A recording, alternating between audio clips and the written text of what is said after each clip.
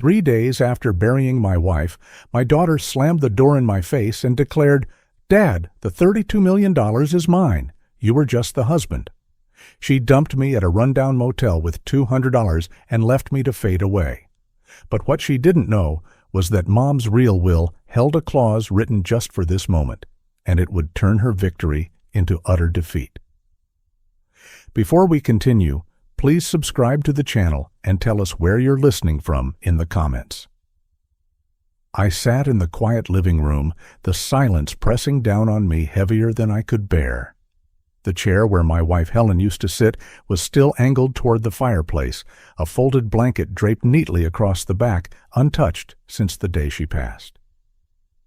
Every detail in that room seemed to remind me of the life we had built together, the sacrifices we made, and the love we poured into raising our daughter, Victoria. I could almost hear the echoes of birthday songs we sang around that old dining table, the same table where I now sat alone, staring at the wood that had been worn down by decades of family dinners.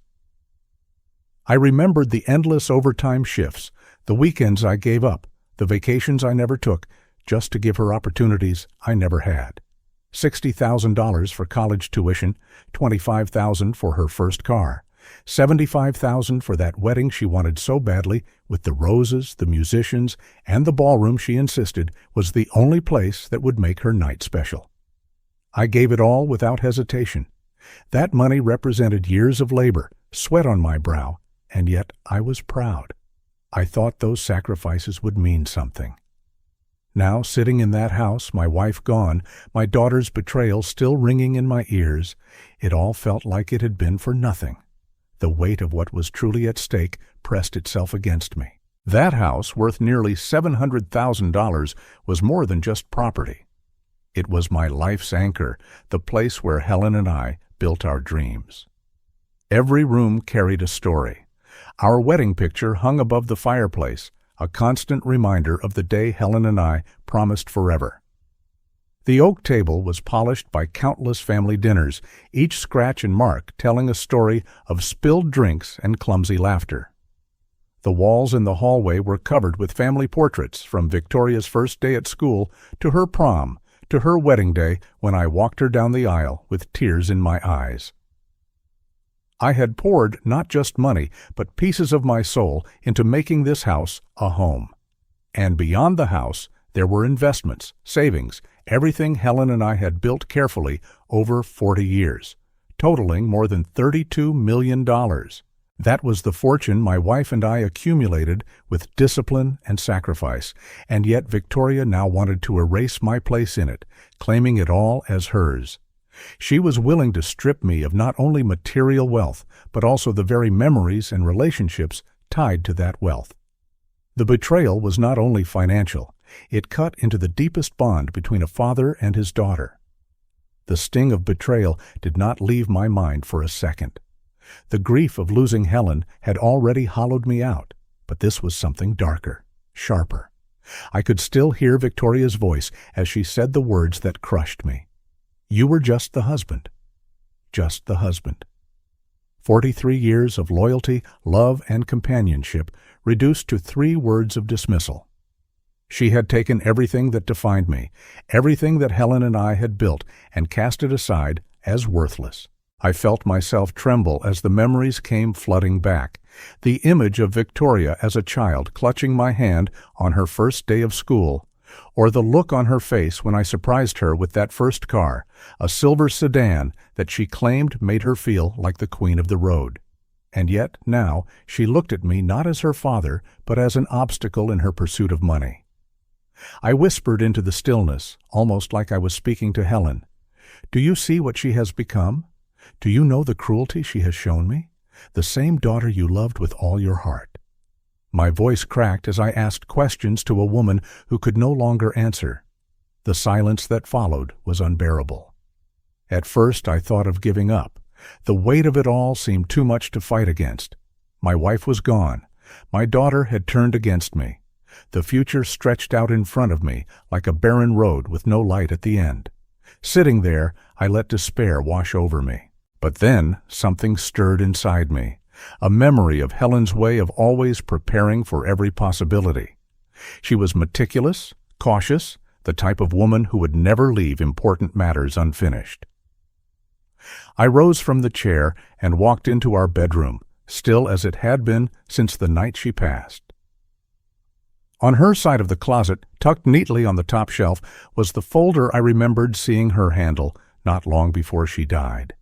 Inside was the life insurance policy, the documents she had insisted on updating. As I held the papers in my hands, the despair began to fade, just enough for something else to slip in.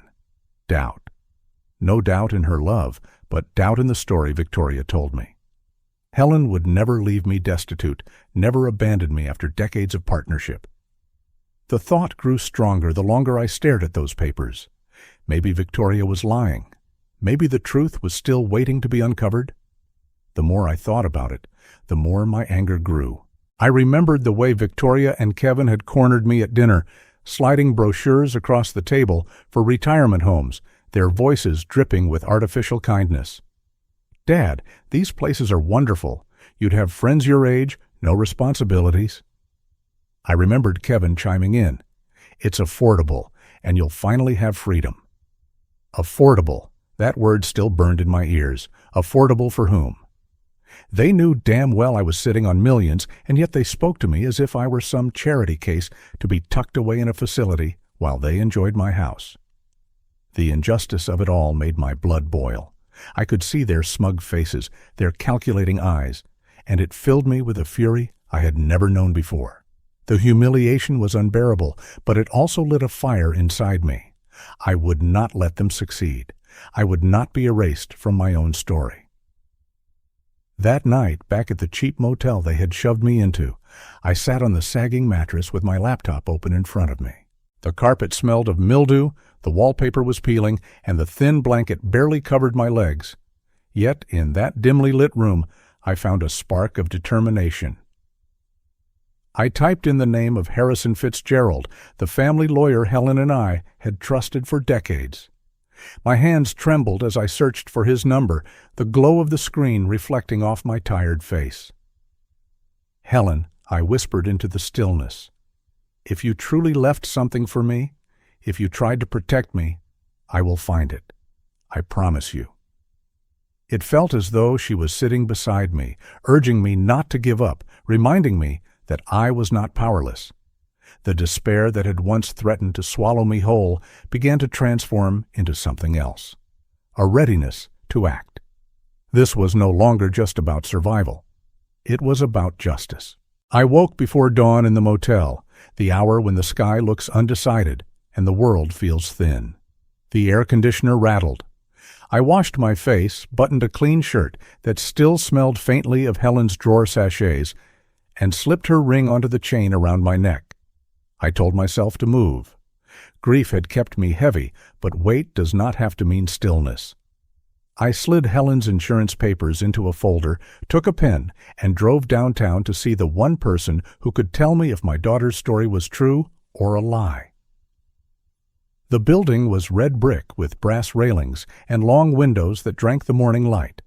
The lobby smelled of lemon polish, the kind of clean that tells you somebody cares. The receptionist said my name the way you say something important. When Harrison came out, his hair had surrendered to silver, but his eyes were the same steady blue that had walked us through mortgages, small contracts, and the last house refinance. He gripped my hand and gently asked where I had been. I told him the motel on Route 7. He said he was sorry about Helen and sorrier about what he suspected was coming. We sat in a conference room with a table big enough for 12 and a bowl of green apples no one had touched. Harrison closed the door and slid a thick file toward me. He spoke in the voice professionals use when they carry heavy news by the handle. 6 months before she died, Helen updated her will. In plain language, she left me our home outright, every piece of furniture, every photo on the walls. She left me 70% of our financial assets, approximately $22 million to the most recent statement. To Victoria, she left $10 million, but in trust and with a condition Helen wrote in a sentence that felt like her voice in a quiet room. If she treats her father with dignity and respect after my death, distributions will begin at the trustee's discretion. If not, the remainder shall pass to Thomas." The words did not comfort, and yet they steadied me. I stared at Helen's careful signature, the smooth curve of her H, and felt heat behind my eyes that was not only grief, it was recognition. This was the woman who labeled holiday boxes and triple-checked the stove. She would never leave me unprepared. I asked why I had not been present at the reading. Harrison looked honestly surprised. Notices had been mailed to the house. The reading happened 2 weeks after the funeral. Victoria arrived alone and said I was too distraught to attend. He reached for a second, thinner folder. That one carried a different will, one naming Victoria sole heir. The fonts were right, the tone correct, the seal impressive. The longer I looked, the more the letters seemed to float. Harrison tapped with his capped pen. The notary listed on this version did not have a commission in our state on the date shown. One witness's signature matched an older draft down to a stray ink blot. He leaned back and said quietly, "This is a forgery." I held the true will and felt something loosen in my chest, a knot I had lived with since the day my daughter told me to find somewhere else to die. Harrison asked whether I wanted to move quickly. I told him I had spent enough time going slow. He picked up the phone. The bank's fraud unit came onto the scene. I authorized account holds and alerts. No wire transfers without my confirmation in person. No beneficiary changes. No mailing address updates. The compliance officer asked if I suspected fraudulent activity. I said yes. She asked whether family members had presented documents on my behalf. Yes. She read back my answers, each word entering the record like a bead snapped onto a string. She opened a formal case and told me she would coordinate with law enforcement. We called the county clerk next. Title to the house remained in Helen's and my name, with transfer on death to me. No deed recorded to Victoria, no liens, no encumbrances. I wrote the words in block letters on a legal pad and underlined them. Harrison watched my pen and gave a small, satisfied nod, the nod of a man who sees a foundation underneath a flooded field. He asked if I wanted a security company to meet me at the house to change the locks. Yes? He scheduled it for early evening. I thought our day would be a quiet step in the right direction. Then the conference room door opened without a knock. Victoria walked in first, heels whispering on carpet, followed by Kevin with a grin he wears like a wristwatch. She said we should save time and clear up confusion. She slid a folder across the table with 2 fingers on the edge, like a dealer laying down a winning hand. She said these were the only papers that mattered now. She looked at me the way she used to look at a menu when she had already decided what she wanted. "Dad, you were just the husband. Mom trusted us." The words hit, clean and cold. I felt the old ache surge, but grief had taught me to stand in cold water and breathe. Harrison opened the folder, scanned, and set it down like a surgeon laying aside a dull instrument. He said, "These are forged documents. This is fraud." He explained the lifted signature and the invalid notary commission in a tone that belonged on courthouse steps. He asked them to leave and said all communication should go through their counsel. Harrison asked them to leave. He said any further conversation should go through counsel. Victoria laughed under her breath and told me she had already moved into the house, that contractors were coming next week, and that I should pick a nice senior community with a shuttle to the grocery store. Kevin placed a business card on the table, all smooth edges and easy confidence. They left without looking at me. The door closed with a soft latch that sounded louder than a slam. We went back to work. Harrison called the brokerage and asked for the branch manager. I am permitted to place administrative holds on the taxable account, the retirement accounts, and the bond ladder. The manager confirmed 3 attempts to add external transfer privileges from a device associated with Victoria's email address, all denied for failure of 2-factor authentication. She said we were doing the right thing. Her voice held no drama. It held a procedure, and procedure is the quiet friend of people who prefer sunlight. Around noon, the bank called again. A pending wire for $285,000 had been queued to an account titled in Kevin's name at a boutique bank. It was now canceled. The investigator asked me to confirm that I had not authorized any transfer in the last 48 hours. I confirmed. She said she would attach my statement to the case file. She also suggested we freeze utility transfers until ownership records were verified. I agreed. Minutes later, my phone lit up with Victoria's name. She did not say hello. She said her card had been declined, and the electricity company had replied asking for proof of ownership. She said there must be a mistake. I told her there was no mistake, that the accounts were under review. She demanded to know why. Because they are. I kept my voice even, because even can sound like granite when you mean it. Sweetheart, this game is over. For a second, I heard only air, then the clipped sound of anger looking for a place to land. She hung up. Kevin sent a text, a paragraph about preserving my dignity and solving things privately. I forwarded it to Harrison without comment. He replied with 3 words, document and ignore. Then he called Detective Rodriguez and asked whether she had time to stop by. She did. Detective Rodriguez arrived with a notebook and the calm that comes from seeing storms before they reach the coast. She listened while I explained how the reading had happened without me, how forged papers had appeared, how I had been told to leave my home. She asked short questions and let the answers stand. Did anyone threaten you physically? No. Did anyone deceive you to control property? Yes. Did anyone seek access to accounts without authorization? Yes. She explained that elder financial abuse is both common and prosecutable. A report would be opened. The banks would cooperate. The district attorney would be notified. Harrison suggested we visit the brokerage in person to verify that every hold had taken effect. We walked past abstract paintings that looked like weather maps and sat with the assistant manager in a glass room that made the office look like an aquarium. She scrolled through screens and read logs. 3 login attempts from a device linked to Victoria. 2 requests to change mailing addresses. 1 flagged attempt to add Kevin as a trusted contact. All denied. She printed confirmation pages for our file. On the sidewalk afterward, the air tasted like late afternoon, a little metallic, a little sweet.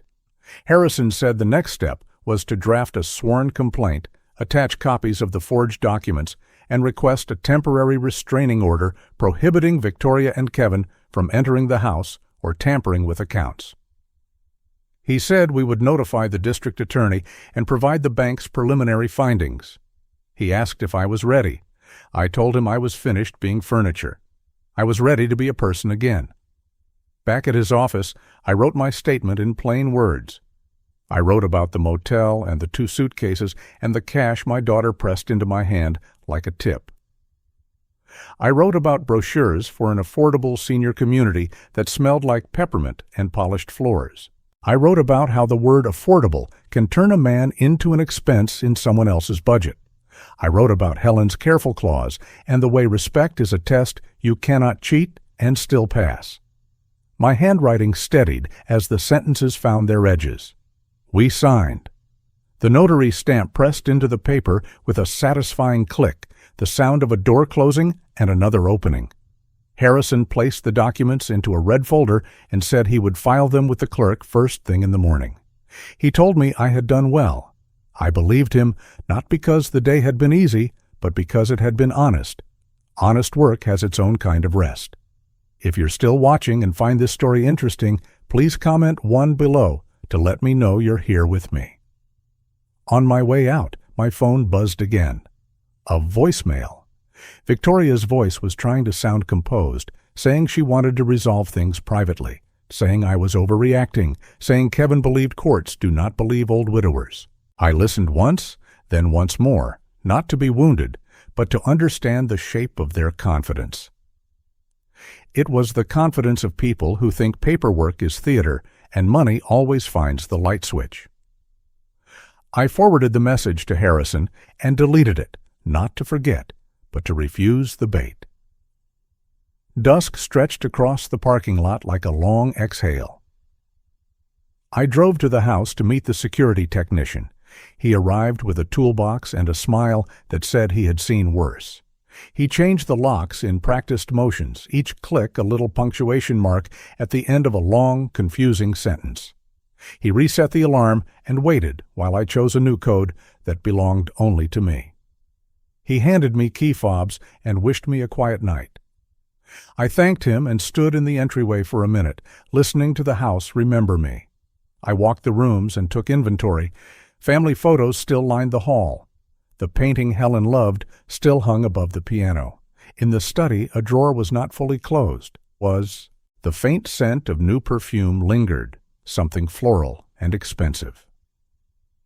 I slid the drawer shut and placed my hand on the back of Helen's chair. The house had not chosen sides. Houses rarely do. They hold whoever holds the keys. Tonight the keys were in my pocket, warm against my leg like a reminder. Back at the motel, I opened my laptop and found emails from the bank, the brokerage, and the security company. Case numbers, timestamps, confirmations. I saved them in a folder with today's date. I printed the deed the clerk had sent and slid it into a plastic sleeve the way Helen would have. Then I poured motel coffee and drank it without complaint.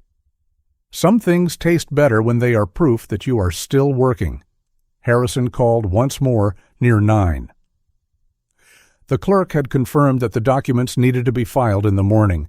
He would meet me at the courthouse when the doors opened.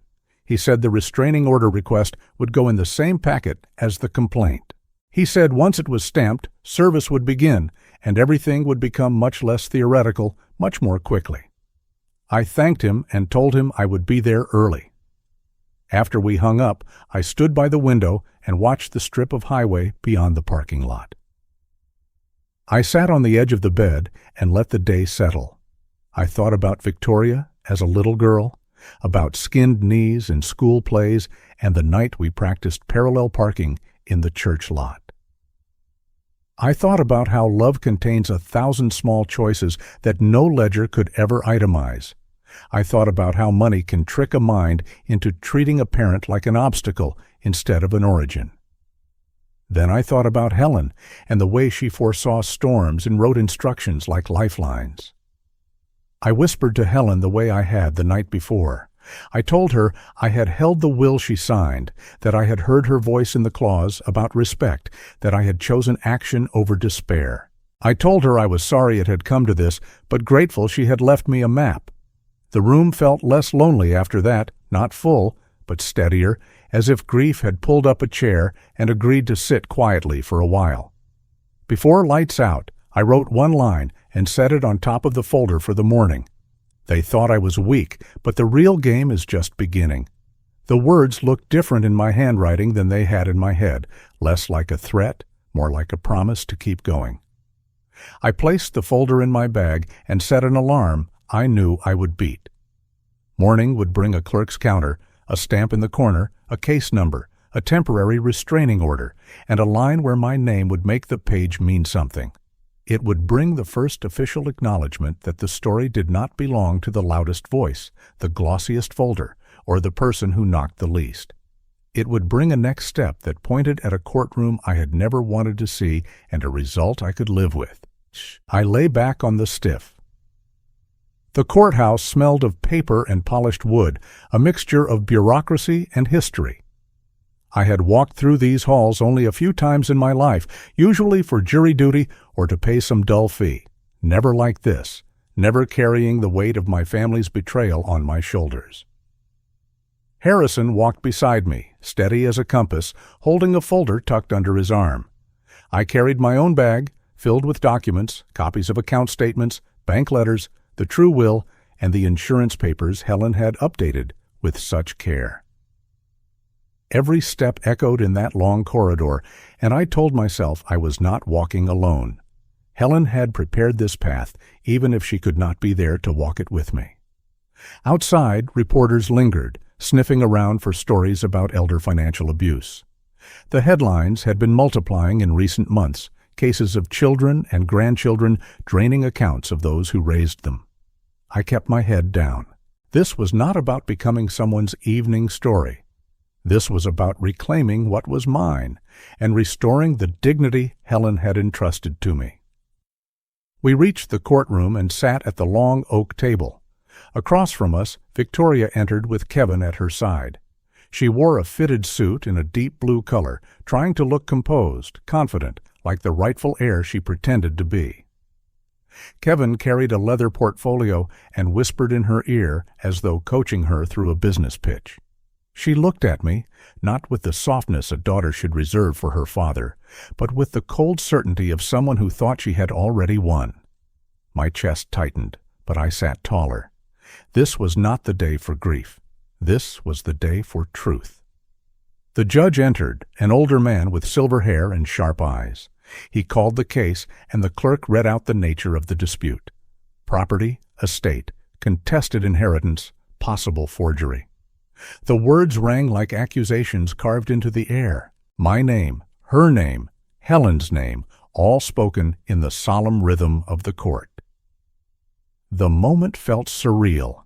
I had raised my daughter, celebrated her birthdays, and given her everything she ever asked for. And now we were seated, as adversaries in front of a judge, the same air between us filled with documents and suspicion. Harrison stood first. His voice carried calm authority. He laid out the timeline. Helen's death, the reading of the true will, the sudden appearance of a forged version, the attempts at account access, and the fraudulent wire transfer. He placed the documents neatly on the table, sliding them toward the judge like cards in a game. "Your Honor," he said, "this is not just a case of inheritance. This is a case of calculated fraud against a grieving husband, a father, and an elderly man who was treated not as family, but as an obstacle to be removed." His words sank into the room. I felt their weight and wanted to weep, but I held my composure. Victoria's lawyer rose, speaking quickly, too quickly, as if speed could compensate for substance. He claimed confusion, clerical errors, and misunderstandings. He said Helen had always meant for Victoria to inherit the bulk of the estate. He gestured toward me with a soft smile, as though portraying me as a confused widower clinging to illusions. "Mr. Anderson is grieving," he said, "and in grief, memory can twist. Documents can be misread, but the intent of his wife was clear. She trusted her daughter." I wanted to stand, to shout, but I remembered Harrison's advice. Anger is fuel, not strategy. Let the facts speak. Let Helen speak. The judge examined the documents. He compared signatures. He frowned at the dates. He leaned forward and asked direct questions, questions their lawyer stumbled through. When the forged will was placed beside the true one, the flaws became obvious. The notary's commission had expired. The witness's signature repeated an ink blot identical to a draft years old. Harrison pointed out each flaw with the precision of a surgeon, and with each one, Victoria's face lost a shade of color. But it was not enough to show forgeries. It was not enough to highlight errors. The heart of the matter was intent. And that was when Harrison pulled from the folder a small flash drive. He handed it to the clerk, who handed it to the judge. A screen descended from the ceiling, and the room fell silent as the video began to play. Helen's face filled the screen. Her hair was thinner, her cheeks more hollow, but her voice carried the strength I remembered. She looked into the camera, speaking with deliberate care. "If my daughter treats her father with respect after I am gone, she will receive her share in trust. But if she fails to show that respect, if she harms him, lies to him, or tries to take from him, her inheritance reverts to him. This is my wish. This is my decision." The room was still. The only sound was the faint hum of the projector. I felt my throat close and my eyes burn. It was as though Helen was speaking from beyond, defending me, protecting me. Across the table, Victoria gripped Kevin's arm, her lips moving silently as if denying what she heard. Kevin whispered something sharp in her ear, but his own face was pale. The judge paused the video and leaned back. "Mrs. Anderson's statement is clear," he said. His voice was steady, firm. The condition is not ambiguous. Respect is required. Disrespect forfeits the inheritance. Victoria stood abruptly. "That's impossible," she cried. "She never said that. She would never say that. This is manipulated." Her voice rose, cracked, desperate. The judge silenced her with a sharp bang of the gavel. Kevin tried to regain composure, claiming that the video might have been edited, that perhaps it was taken out of context. But Harrison was ready. He handed over the metadata, the verification stamps, and the attorney's affidavit attesting to its authenticity. And then, as if on cue, the door to the courtroom opened and Detective Rodriguez entered with 2 officers. She approached the bench, whispered briefly to the judge, and handed him a folder. Inside were the findings from the FBI forensic lab, clear evidence that the will Victoria had presented was a forgery, signatures traced, seals counterfeit. The judge looked down at Victoria and Kevin. His voice grew heavy. "This court recognizes attempted fraud, elder abuse, and willful misrepresentation." He ordered that the estate be returned fully to me as executor and sole beneficiary. Victoria's trust was nullified, her share revoked under the conditions specified by Helen. The gavel struck again. "So ordered. If you're still watching and find this story interesting, please comment 2 below to let me know you're here with me." The moment was surreal. I had imagined this scene 100 ways, but nothing prepared me for the rawness of reality. Victoria's face crumpled, tears mixing with rage. She screamed that she had been protecting me, that I was too old to handle millions, that she was saving the family's wealth. Kevin shouted over her, claiming he had been advising in good faith that mistakes were clerical. But no one believed them anymore. The evidence was too clear. Their lies were unraveling, thread by thread, in front of strangers who now saw them not as heirs, but as criminals. The officers stepped forward. Victoria tried to pull away, but they guided her firmly toward the exit. Kevin raised his hands, trying to reason, trying to salvage dignity, but his words came out fractured, desperate. "We were protecting him," he repeated, as though saying it enough times would make it true. The doors closed behind them, their voices fading down the corridor. I sat in silence, trembling not from fear but from release. Harrison placed a hand on my shoulder, steadying me. "It's over," he whispered. But I knew it was not truly over. The legal battle might be decided, but the emotional scars would linger. Still, for the first time in weeks, I felt breath fill my lungs without pain. We left the courtroom, the sun spilling across the marble steps. Reporters rushed forward, shouting questions about elder abuse, about betrayal, about millions of dollars at stake. I said nothing. This was not their story to sensationalize. This was my life, my family, my pain. I walked past them, my heart strangely quiet. Later that evening, I returned to the house. The locks had been changed, the alarm reset. I walked room by room, touching the furniture, the photographs, the walls. Each one felt reclaimed, not just as property, but as memory restored. In the study, I opened Helen's desk drawer and found her journal. On one page, written in her delicate hand, were the words, "Trust Thomas. He will know what to do." I closed the journal and pressed it to my chest. For the first time since she passed, I felt as though I had honored her fully, not just in grief, but in action. As night fell, I sat by the fireplace with a glass of water and whispered into the silence. They thought I was weak, but now they know. The game is not over. It has only just begun. For the first time, I believed those words. For the first time, I knew they were true. SS and listened to the hum of traffic and the soft cough of pipes. I was ready, Helen. He courthouse had emptied by the time I stepped outside.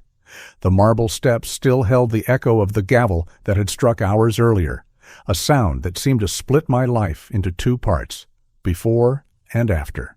For so long, my days had been filled with grief, betrayal, and a gnawing fear that I would lose everything Helen and I had built. Now the air felt different, lighter, as if the very weight of injustice had been lifted from my chest. The ruling was official. The estate, every cent of the $32 million, and the home worth $700,000 were now confirmed as mine. Helen's voice, preserved in that video, had cut through the lies like sunlight tearing through fog. For the first time since her passing, I felt steady on my feet. Still, even in victory, my hands trembled. It is one thing to win in court, another to absorb the reality that your own child tried to strip you bare. I stood there for several minutes, staring at the courthouse columns, feeling the mix of triumph and sorrow. Harrison placed a hand on my shoulder and told me the paperwork would be finalized within days. "You did it, Thomas," he said. "You honored Helen. You honored yourself." I nodded, not trusting my voice, because all I could think was how she would have smiled to see justice done. The days that followed were a blur of signatures, documents, and confirmations. Account after account was transferred into my name exclusively. The brokerage confirmed the freeze was permanent on unauthorized transfers. The deed to the house was reissued, my name standing alone, clean and unchallenged. The numbers no longer frightened me. $32 million, a figure I had only whispered in my head before, now sat across statements in black ink. Yet the money was not what gave me peace. What mattered was that it had been protected, that Helen's intentions had been respected, and that my dignity remained intact. I walked through the house with a different kind of stride. Where once every hallway felt haunted by betrayal, now they carried the warmth of memory again. I hired a small team to restore the home, not to change it into something new, but to preserve what Helen and I had loved. The old hardwood floors were refinished, gleaming with the same golden hue they carried when we first moved in. The dining room table, scarred by decades of family meals, was polished until each mark looked like part of its story. I placed fresh flowers on the mantel beneath our wedding picture. For the first time in months, I slept in our bed without fear of being pushed out. I could breathe again. But I knew peace was not only about reclaiming what was mine. It was about transforming what had been nearly destroyed into something that could outlive me. So, with Harrison's help, I established the Anderson Foundation. We dedicated $15 million to support elderly men and women who had faced financial abuse, men and women like me who had been treated as obstacles by the very children they raised. The Foundation's mission was simple: provide legal aid, counseling, and safe housing for seniors whose trust had been betrayed. I wanted Helen's name on it because she had always believed in turning pain into purpose. The day the foundation was announced, I felt as if she was standing beside me, proud, whispering that I had finally turned the corner. As for Victoria and Kevin, their world crumbled quickly. The judge had not only voided their claim, but also referred the matter for criminal investigation. Fraud, forgery, elder abuse, words that sounded almost unbelievable when tied to my daughter, yet they were real. The trial was short. The evidence was overwhelming. They were sentenced to 18 months in prison. Not long in the grand scheme of justice, but long enough for their reputations to collapse. When they walked into that courtroom in handcuffs, their arrogance was gone. Kevin's face was gray, and Victoria's eyes darted around as if searching for escape. There was none. They were escorted out, their lives reduced to case files and prison uniforms. News traveled fast. Friends who once admired them now crossed the street to avoid them. When they were finally released, they had no home, no accounts, and no allies. They rented a small apartment on the edge of town, one of those places with peeling paint and thin walls where you can hear your neighbor sneeze through the drywall. Their names, once spoken with respect in business circles, were now associated only with betrayal. They had lost more than money. They had lost trust, dignity, and a father's love. And those things, once gone, are never easily regained. I thought I would feel satisfaction in their downfall, but what I felt instead was distance, like watching a storm move across someone else's horizon. I did not need revenge anymore.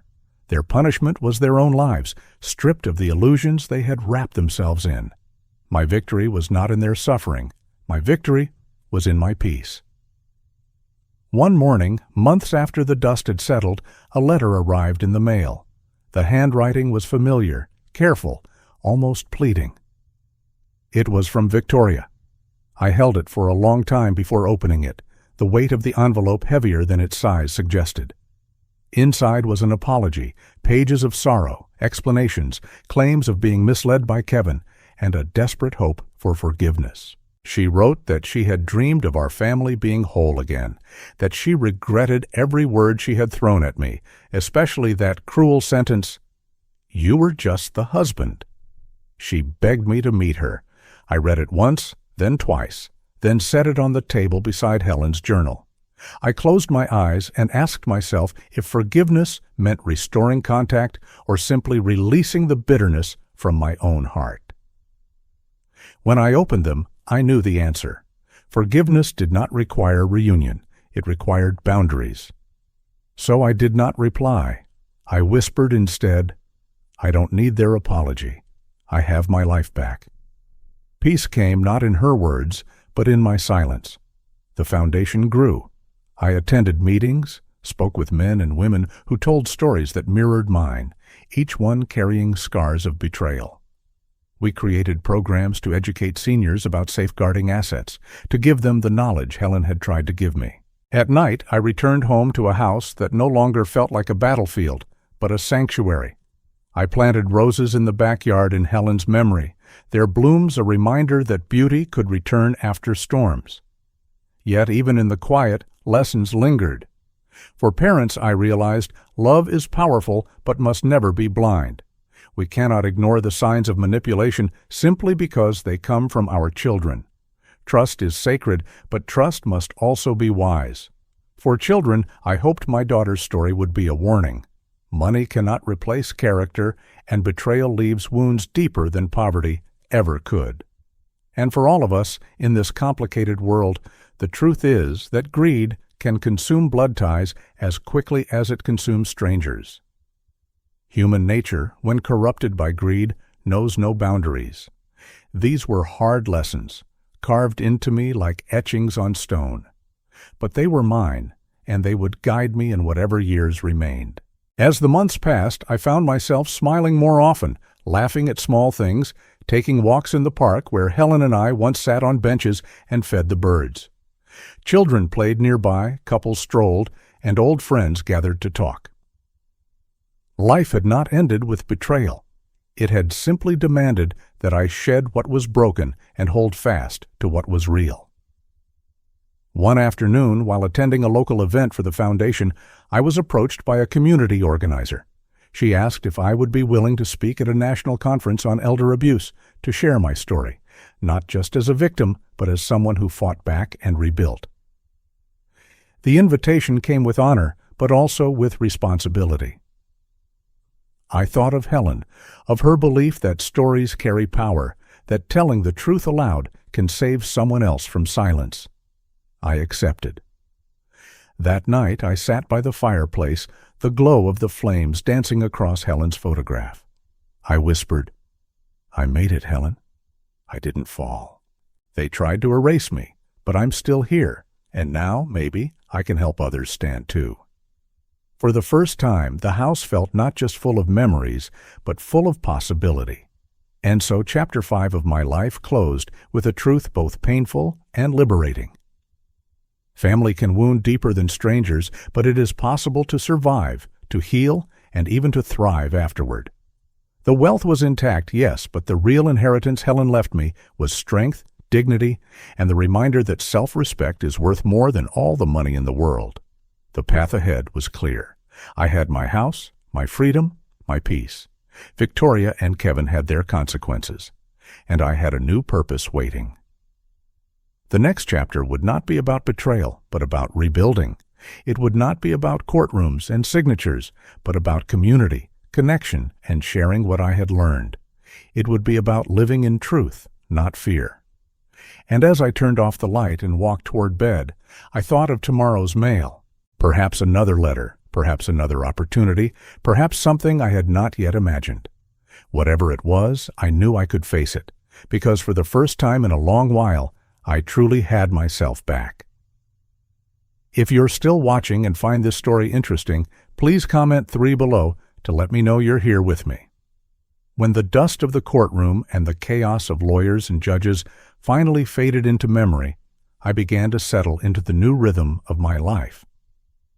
It was strange at first, walking through the house knowing that every corner, every photograph, every piece of furniture truly belonged to me again.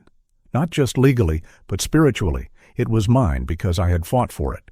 After all, Helen had trusted me with it, and because I had refused to be erased. The fear of being cast out, the shame of betrayal, the sound of Victoria's voice dismissing me as just the husband, all of that began to lose its sharp edges. They became scars, not open wounds. And scars, as I learned, no longer bleed. The house itself seemed to breathe easier. The rooms felt brighter, lighter. I opened curtains that had been drawn for too long. I painted the study in a warm cream color, then turned the living room into a small art studio. Helen always said I should try painting, that it would calm my restless hands after retirement. So I bought an easel, some brushes, and paints. The first canvas was awkward, lines crooked, and colors too heavy. But I laughed at myself, and for the first time in months, it was not bitter laughter. It was real. The paintings became my therapy, my quiet rebellion against despair. Each stroke told me I was free. Evenings were calmer, too. I would light a fire, sit with a book or Helen's old journal, and let the silence settle around me without fear. I no longer looked over my shoulder, waiting for manipulation or deceit. No one was going to push me out of this home again. The quiet was mine, and in that quiet I rediscovered something I thought I had lost. My dignity. People began to notice the change. Neighbors who had whispered about my case came by with pies and warm greetings. They told me they admired my courage, that they were proud someone had stood up against what so many seniors feared but kept silent about. One day, a neighbor named Linda slipped a note into my mailbox. It said, "Thank you. Because of your story, I finally told my son to stop using my credit card without asking. You gave me courage." That single note meant more to me than all the millions sitting in the bank. It told me my pain had not been wasted. The foundation grew steadily. Harrison helped me set up a board of trustees, and we hired a small but passionate team. We funded cases where elderly parents were being swindled by children, caregivers, and even so-called friends. I attended events not as a victim, but as someone who had walked through the storm and come out standing. Each time I told my story, the audience leaned in, nodding, eyes wet with recognition. Betrayal was not mine alone. It was a hidden epidemic, and if my voice could pull even one more father or mother out of silence, then it was worth every painful memory I had to relive. Still, there were reminders of the other side. Victoria and Kevin had served their sentence. When they were released, they returned not to wealth or respect, but to a cramped apartment on the edge of town. A neighbor told me they were working part-time jobs, Kevin at a warehouse, Victoria at a discount store. People avoided them in public. Friends had turned their backs. They had fallen from the world of suits and polished cars to buses and borrowed furniture. I imagined them at night, staring at cracked ceilings, thinking of everything they had thrown away. Once another letter came from Victoria. She wrote that prison had changed her, that she saw the error of her ways, that she longed for family again. She begged me to at least talk. I placed the letter on the kitchen counter, stared at it for a long time, and finally slid it into the drawer without reply. Forgiveness does not mean reunion. I had forgiven in my heart, because bitterness poisons only the one who carries it. But boundaries matter. Respect matters. And she had crossed a line that could never be uncrossed. My peace depended on silence, not reconciliation. I whispered to myself as I closed the drawer, "I don't need their apology. I have my life." Those words echoed in me, steady and strong.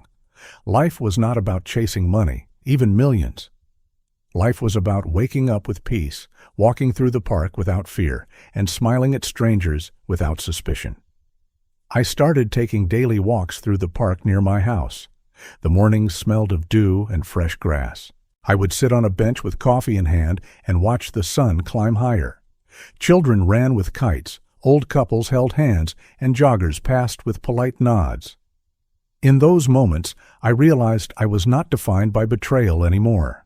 I was defined by how I had risen after betrayal, and that rising carried lessons.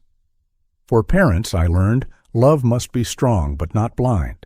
We cannot give away every ounce of trust without also setting boundaries. Protecting ourselves is not selfish. It is respect for the life we work to build. For children, the lesson is even sharper. Character is worth more than inheritance. Money can vanish in a day, but betrayal leaves scars that last a lifetime. No amount of wealth can patch the hole left by broken trust. And for all people in this modern world, the truth is simple yet often forgotten. Greed destroys, but dignity endures. Titles, accounts, and properties can all be taken or stolen. But self-respect is the only fortune that no one can strip away unless you hand it to them. I saw this contrast clearly whenever I thought of Victoria and Kevin. Their days were filled with shame, with avoidance, with whispers. My days were filled with fresh air, neighbors' smiles, and the quiet joy of creating something new with paint and brush. The gap between us was not measured in dollars anymore. It was measured in dignity. One unexpected moment came when I received an invitation to speak at a national conference on elder abuse. They had heard of the Anderson Foundation, of my case, of Helen's video that set a precedent in protecting seniors. At first, I hesitated. I was not a public speaker, not a man who enjoyed standing before crowds. But then I thought of Helen. She always said stories had the power to heal others. She always believed that even one voice could echo far enough to change a life. So I accepted. The conference was held in a large hotel ballroom with hundreds of people gathered. I walked onto the stage with my heart pounding. The lights were warm, almost blinding, but I focused on the faces in front of me. I told my story slowly, carefully, with pauses where my voice trembled. I spoke of the sacrifices I had made as a father, of the betrayal that nearly destroyed me, and of the fight that restored my dignity. When I finished, the room was quiet for a long moment, then filled with applause. I felt tears prick my eyes, not because of the clapping, but because I knew Helen would have been proud. Afterward, a woman approached me. She was in her 70s, her hands trembling as she held mine. She said, "Because of you, I'm going to call my lawyer tomorrow. My son has been draining my accounts for years, and I was too scared to stop him. But not anymore." Her words sank deep. That was the moment I realized my story was no longer just mine. It belonged to others who needed courage. Returning home that evening, I sat in my living room, the easel waiting in the corner. The sunset spilled orange light across the floor, and I thought about the long road behind me. From the night Helen passed, to the betrayal, to the courthouse, to this moment of peace, my heart felt full. I walked outside, down the street to the park. The air was cool, the sky painted in streaks of pink and gold. Children's laughter floated through the air. Couples leaned close on benches. I found my favorite spot beneath an old oak tree and sat watching the horizon. In that quiet, I whispered words I had carried for so long. Family isn't about blood, it's about respect, and dignity is the only fortune no one can steal. The journey had been brutal, yes. It had torn me open in ways I never imagined. But standing there, watching the sun dip lower, I knew I had survived with something greater than money. I had survived with myself intact. That was the true inheritance Helen had left me. That was the legacy I wanted to live. Every day now feels like a page of freedom. And as I close this chapter of my life, I know the next will not be written in courtrooms or battles, but in gardens, in canvases, in friendships, and in the small but powerful moments of truth. I finally found where I belong. The story has come to an end. I hope it has brought you valuable lessons and insights. If you enjoyed this content, please like, share, and subscribe to the channel so you won't miss the next video. Goodbye, and see you again.